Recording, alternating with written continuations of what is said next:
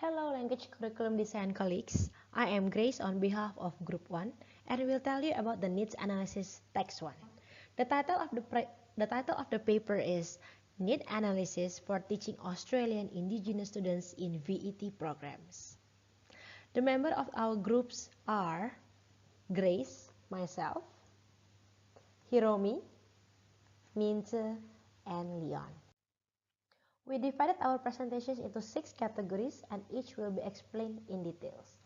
The first one, we are going to start with the introductions, methods, findings, interesting aspects, strengths and limitations, and the last will be conclusion. The week 4 reading assigned to our group is by Oliver et al. In 2013.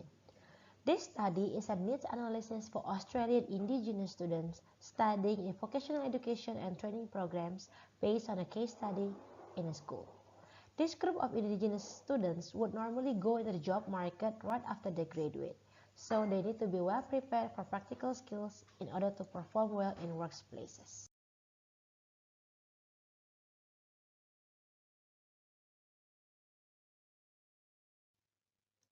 The data was collected by several kinds of methods for this research.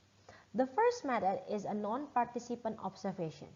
This was undertaken in classrooms and training workshops and also in workplaces.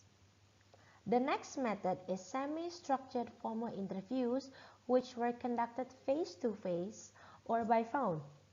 The interviewees are 12 students, 15 school staff members, 10 employers, 1 employment counselor, 5 lecturers, and 57 Aboriginal community members.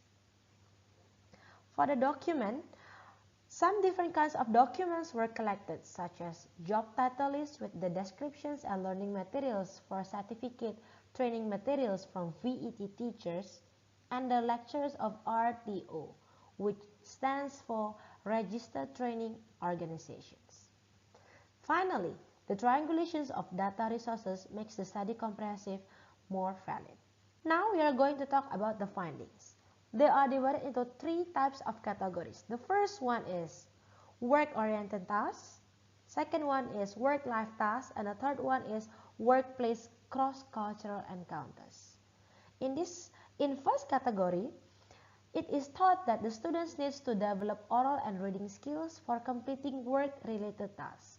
For example, skills of understanding instructions and identifying problems and possible solutions could be one of them. Next is work-life tasks. They are mainly oral language skills for socializing at work. For instance, the skills of using politeness terms and engaging in small talks with colleagues and clients. Finally, the last category, workplace cross-cultural encounters, are mentioned. Because of the cultural background, Aboriginal students need to overcome their shame when they communicate with non-Aboriginal people at workplace. Next, we are going to talk about the interesting aspects of this research. We found some interesting aspects for this study, like other ESL or EAL learners. The Aboriginal Australian people also suffer from shyness and embarrassment when they speak in English. This interesting point is that Aboriginal Australian people use the term shame to express the feeling of embarrassment. Secondly, the study focused on vocational programs which are more practical for students but receive not much attention by the scholars before. For the students attending these vocational courses, out of the considerations of their needs for communication, speaking, reading, and vocabulary are much more important than writing. Finally, next is the strengths and the limitations. There are some strengths of the study for us to learn when we design and conduct a research. The researchers took the importance of cultural sensitivity into the considerations. So, an Indigenous colleagues were asked to interview the Aboriginal participants together. Besides, the researchers found the gap in the problem of Aboriginal English students and he attempted to help them to solve this problem.